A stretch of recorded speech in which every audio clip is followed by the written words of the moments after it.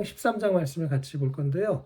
같이 또 저와 여러분 한 절씩 같이 교독하도록 하겠습니다. 제가 먼저 읽을게요. 네. 스테반에게 가해진 박해 때문에 흩어진 사람들이 페니키아와 키프로스와 안디오까지 가서 유대 사람들에게만 말씀을 전하였다. 그런데 그들의 가운데는 키프로스 사람과 구레네 사람 몇이 있었는데 그들은 안디옥에 이르러서 사람들에게 말하여 주 예수를 전하였다. 주님의 손이 그들과 함께 하시니 수많은 사람이 믿고 주님께로 돌아왔다. 예루살렘 교회가 이 소식을 듣고서 바나바를 안디옥으로 보냈다. 바나바가 가서 하나님의 은혜가 내린 것을 보고 기뻐하였고 모든 사람에게 굳센 마음으로 주님을 의지하라고 권하였다. 바나바는 착한 사람이요 성령과 충만한 사람이었다. 많은 사람이 주님께로 돌아왔다. 바나바는 사울을 찾으려고 다소로 가서 그를 만나 안디옥으로 데려왔다. 그 사람은 1년 동안 줄곧 곱게 모이면서 교회에서 모임을 가지고 많은 사람을 가르쳤다. 제자들은 안디옥에서 처음으로 그리스도의 모임이라고 불렸다. 그 무렵에 예언자 몇이 예루살렘에서 안디옥에 내려왔다. 그 가운데 아가보라는 사람이 성령의 감동을 받아서 일어나 그에게 큰 기근이 될 것이라고 예언했다. 그는 용제 때에 죽었다. 그래서 제자들은 각각 자기 형편에 따라 몫을 정하여 유대에 사는 신도들에게 구제금을 보내기로 결정하였다. 그들은 외로 실행해서 바나바와 사울 편엔 이것을 장로들에게 보냈다. 안디옥 교회에 예언하는 자들과 교사들이 있었는데 그들은 바나바와 니게르라고 하는 시므온과 구레네 사람 루기오와 분봉왕 헤롯과 더불어 어릴 때부터 함께 자란 마나엔과 사울이다. 그들이 예배하며 금식하고 있을 때 성령이 그들에게 말씀하셨다. 너는 나를 위하여 바나바와 사울을 따로 세우라. 내가 그들에게 맡기려는 일이 있다. 그래서 그들은 금식하고 기도한 뒤에 두 사람에게 안수를 하여 떠나보냈다. 바나바와 사울은 성령이 가라고 보내심으로 따로 내려가서 거기서 배를 타고 키프로스로 건너갔다. 아멘. 예, 우리 계속 액츠 2022 시리즈를 사도행전을 가지고 나누고 있는데요. 오늘은 세 번째 우리도 안디옥 교회처럼이라는 제목으로 말씀을 나누려고 합니다. 지금 사도행전의 중요한 부분들을 같이 나누고 있는데 오늘도 안디옥 교회의 이야기를 보면서 또 이것이 우리의 이야기가 됐으면 좋겠습니다. 예, 지난번에도 말씀드렸던 것처럼 사도행전의 가장 중요한 것은 1장 8절인데요. 성령님이 임하시면 능력을 받고 증인이 된다. 그리고 그 범위가 그들이 있던 예루살렘과 더 넓은 유대, 사마리아 땅끝까지 점점 증인이 되어서 이 복음이 전해지는 곳이 확장된다. 이렇게 말씀에서 말씀하고 있습니다. 우리 개개인이 또 우리 교회가 성령님의 능력을 받고 증인이 되는 또 시간이 지날수록 영향력이 확대되어서 많은 사람들에게 선한 영향력을 끼치고 복음을 전하는 그런 교회가 되었으면 좋겠습니다.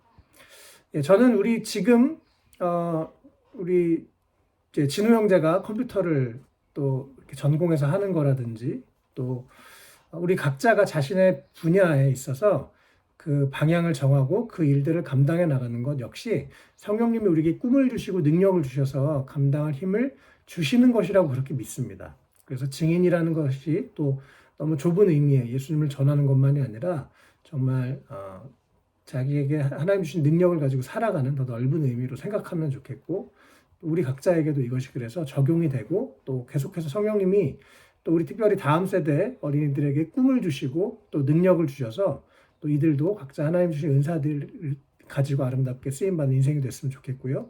정말 하나님께 귀하게 쓰임받는 우리 개개인과 교회가 되었으면 좋겠습니다. 사도행전에 지난번에 말씀드렸던 큰 흐름인데요.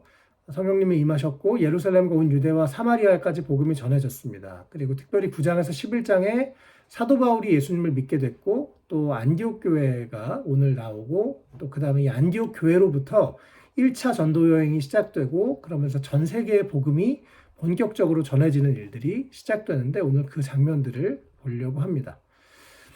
예, 이게 사도 바울이 1차 전도 여행을 했었던 오늘 본문 13장에 있었던 내용인데요. 이 안디옥이라는 데가 여기에 있습니다. 지금도 시리아라는 나라가 존재하죠. 이스라엘 바로 위에 있는데 이 시리아의 안디옥이라는 곳에서부터 이 선교가 시작이 됩니다. 지금 이 지도에 보면 저 예루살렘은 더 아래에 있습니다. 원래는 예루살렘에서 교회가 시작되고 복음이 전해졌는데 이 복음이 이제 안디옥까지 와서 이젠 이 안디옥 교회가 세계 선교의 중심지가 됩니다. 더 이상 예루살렘 교회가 아니고요. 그래서 이런 변화들이 일어나는 것을 우리가 성경을 통해서 보는데, 예, 그래요. 지금도 사실은 2000년 동안 많은 사람들이 복음을 전했죠. 그리고 특별히 종교개혁 이후에 이 유럽의 교회가 또 많이 유럽에서 꽃 피었는데 그 복음이 전해지고 전해져서 지금 한국 땅에 복음이 들어왔고 또 우리가 예수님을 믿고 있죠. 그리고 사실 최근에는요, 아시아 지역, 아프리카 지역의 교회가 부흥하고 있고 우리가 지금 생각하고 있는 기독교 나라라고 하는 서양 나라들은 교회들이 아주 감소하고 있는 상황입니다. 예, 이렇게 성령님은 계속해서 교회를 인도해 가고 계신데 왜 안디옥 교회를 하나님이 사용하셨는지 또 우리도 안디옥 교회처럼 그렇게 하나님께 귀하게 쓰임받는 교회로 우리가 또 함께 꿈을 꾸고 또 그런 교회가 되어 가도록 함께 기도하면 좋겠습니다. 예, 일단 오늘 본격적인 내용을 좀 세 가지 나눠보려고 합니다. 그래서 안디옥 교회의 특징들을 세 가지 보고 또 우리도 이런 교회가 되었으면 좋겠다라고 함께 우리가 생각하고 또 꿈꾸고 기도하는 시간을 가지면 좋겠습니다.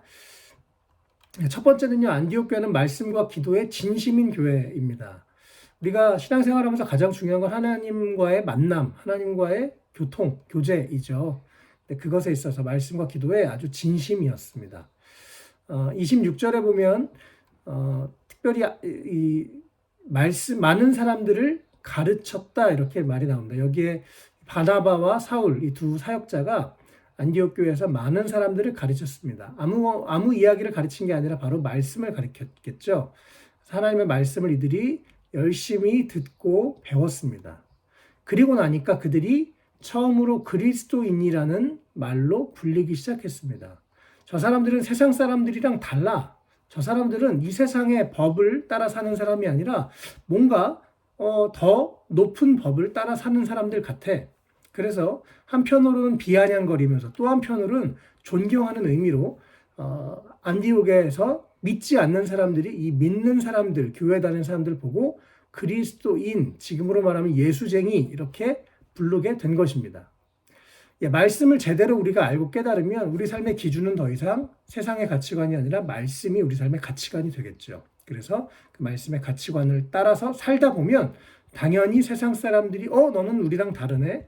그리스도인이라고 말하게 되고 그것을 듣는 것이 정상적인 것입니다.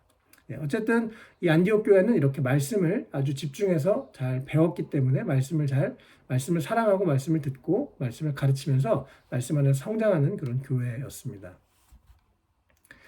예, 또 13장에서 이 또 다른 장면인데요. 그들이 주님께 예배하며 금식하고 있을 때 성령님이 그들에게 말씀을 하셨습니다.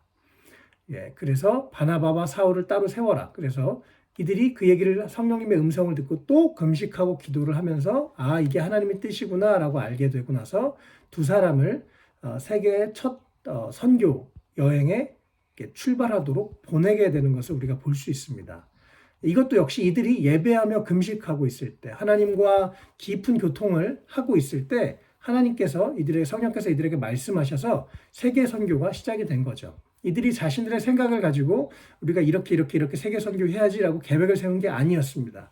성령님께서 이들에게 말씀을 하셨고 또 정확하게 누구누구를 세워라 이렇게 말씀하셨고 그것에 순종하게 된 거죠. 이렇게 안디옥 교회는 하나님과의 교통, 말씀을 듣고 또 예배하고 금식하는 일들 앞에 최선을 다하는 사람들이었습니다. 그래서 하나님과 깊은 교제를 통해서 성령의 음성을 듣고 순종하는 그런 교회였죠.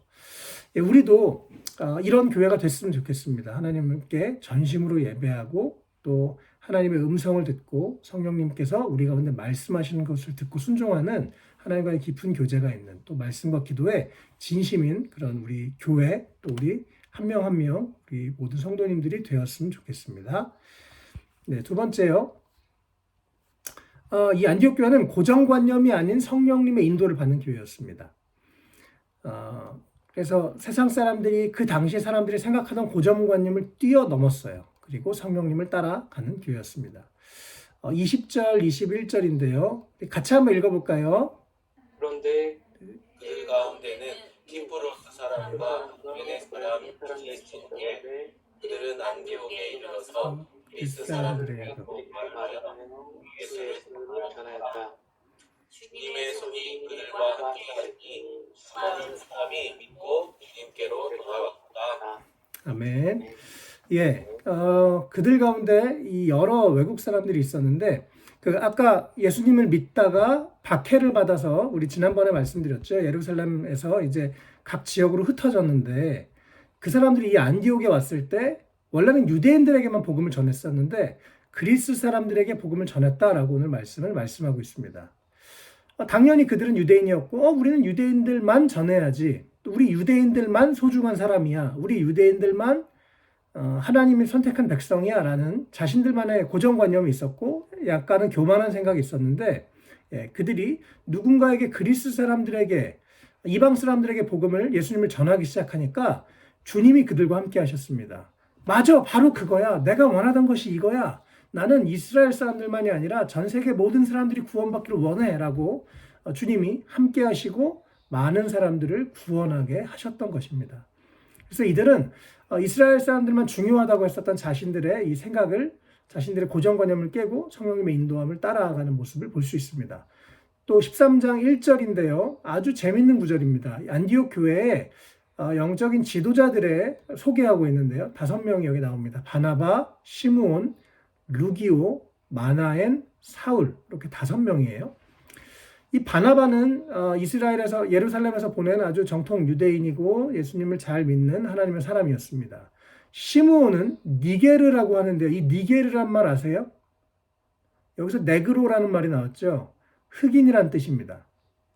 그래서 이 시므온은 흑인이었어요. 이 당시에 이스라엘 사람들은, 유대인들은 이방인들을 개라고 표현했었던 그런 사람들인데 교회 지도자가 흑인이었습니다.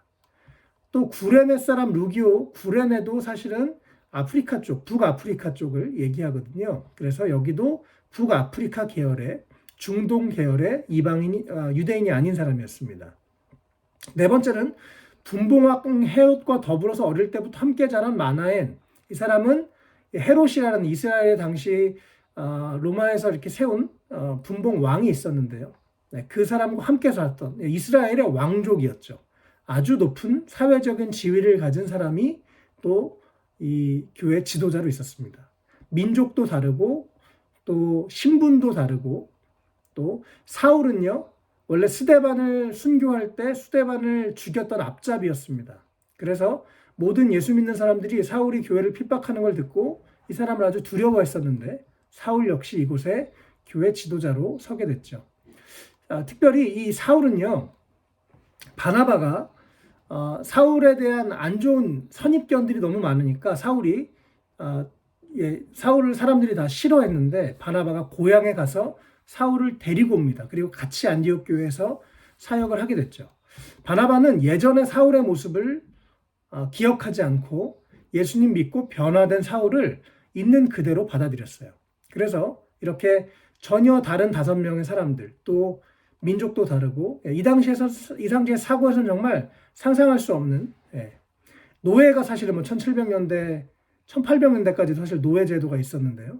서양 사람들은 그렇게 흑인들을 사실 되게 낮게 여겼었는데 이미 이곳에서는 함께 교회를 형성하는, 지도자를 형성하는 그런 일들이 있었습니다. 어쨌든 참 이렇게 세상 사람들과의 그 기본적인 고정관념을 뛰어넘는 그런 교회였기 때문에 하나님께 정말 더 붙들려서 사용받을 수 있었던 것 같습니다. 그리고 이제 32절에 주님이 말씀하셨죠. 바나바와 사울을 따로 세워라. 내가 그들에게 맡기려 하는 일이 있다. 그리고 선교를 떠납니다. 이것도 참 놀라운데요. 원래는 이게 보통 성경에 나오는 이 인물들은 중요한 순서대로 성경에 기록이 되어 있습니다. 그래서 이 당시에 안디옥 교회 바나바가 가장 중요한 역할을 하고 있었던 사람인 것이죠. 그리고 이 중요한 순서대로 있었는데 이 교회에서 가장 중요한 목사님이 선교사로 이 교회를 놓고 떠나버리는 거예요. 일반적으로 참 이해하기 어려운 일이지만 이렇게 하나님이 말씀하셨을 때 이들은 이것을 순종했습니다. 그래서 놀랍게 또 세계 선교가 이 안디옥 교회에서 시작됐고요. 또 더 놀라운 것은 이 사울은 가장 그 당시만 해도 영향력이 없는 사람이었지만 곧 세계 선교의 아주 중요한 주인공이 됩니다. 그래서 이렇게 하나님이 사람들에 대한 편견도 없고 또 자신들의 고정관념을 뛰어넘어서 성령님의 인도함을 따라 교회가 진행되는 모습을 볼 수 있습니다. 우리도 이런 인간의 고정관념 또 눈으로 보이는 어떤 모습들에 사람들을 판단하는 게 아니라 성령님의 인도함을 따라서 또 우리가 그렇게 진행되어 가는 그런 교회 또 우리 각자의 삶이 되었으면 좋겠습니다. 그래서 그들이 금식하고 기도한 다음에 성령님이 가라고 보내셔서 떠난 것을 볼 수 있어요. 이들은 정말 성령님과 가까이 동행하는 모습을 볼 수 있습니다. 마지막 세 번째인데요. 선교와 구제에 최선을 다하는 교회였습니다. 11장 또 앞에 장면에서 몇몇 사람이 내려와서 예언을 했습니다. 온 세계에 큰 기근이 될 것이라고 예언했습니다. 이 당시에 뭐 이렇게 기록이 되어 있지만 실제로 이 고대 근동 지역, 지금 이스라엘 그 주변 지역에 그 당시에 엄청난 기근이 있었다고 합니다. 그리고 로마 시대, 로마의 글라디오 황제 때 실제로 이런 큰 기근이 일어났는데요.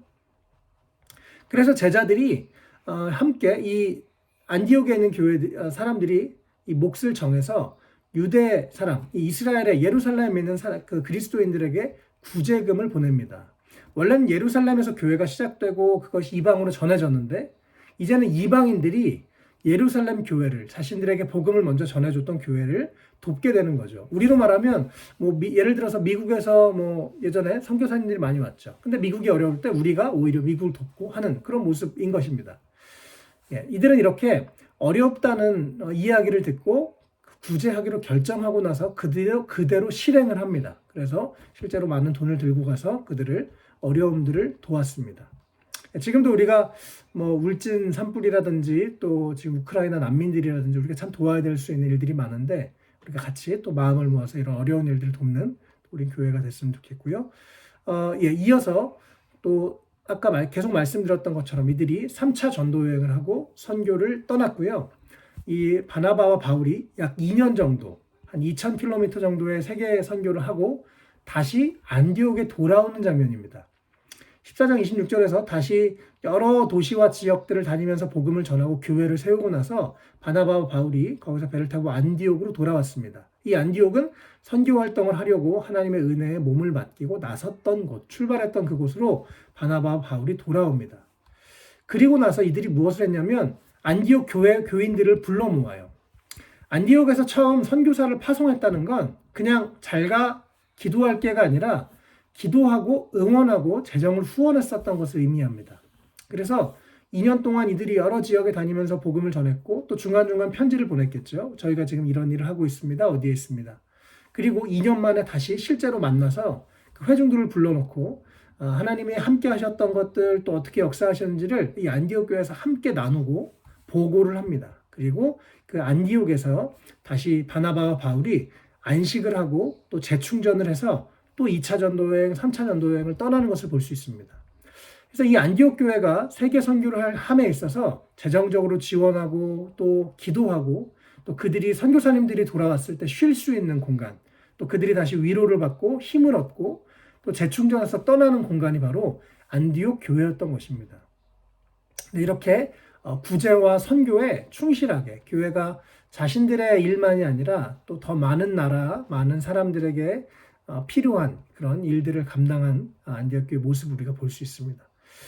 말씀을 정리할게요. 우리도 안디옥 교회처럼 이런 교회가 정말 됐으면 좋겠어요. 말씀과 기도의 진심으로 하나님께 마음을 다해서 예배하고 말씀이 우리 삶의 기준이 되고 또 기도하고 아까 그 말씀에 그 안디옥에서부터 사람들이 그리스도인이라고 불렸는데요. 자신들이 우리는 그리스도인이야 라고 사람들에게 말한 게 아니라 다른 사람들이 그들을 보고 저 사람들은 그리스도인이야 라고 말을 하게 된 거죠. 우리가 진정한 그리스도인이라면 다른 사람들이 우리를 보고 말해야 됩니다. 당신은 세상 사람들과 다르군요.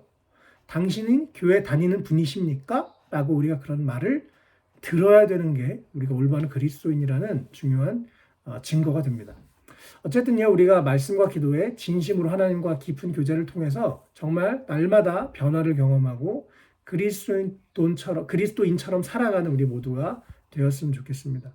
예, 또 고정관념이 아니라 세상에서 생각하는 것, 또 사람들에 대한 판단, 그것이 아니라 성령님의 인도함을 따라서 무엇이든지 순종하고 또 성령님의 인도하심이라면 우리가 무엇이든지 행동하는 또 그런 우리가 되었으면 좋겠고요.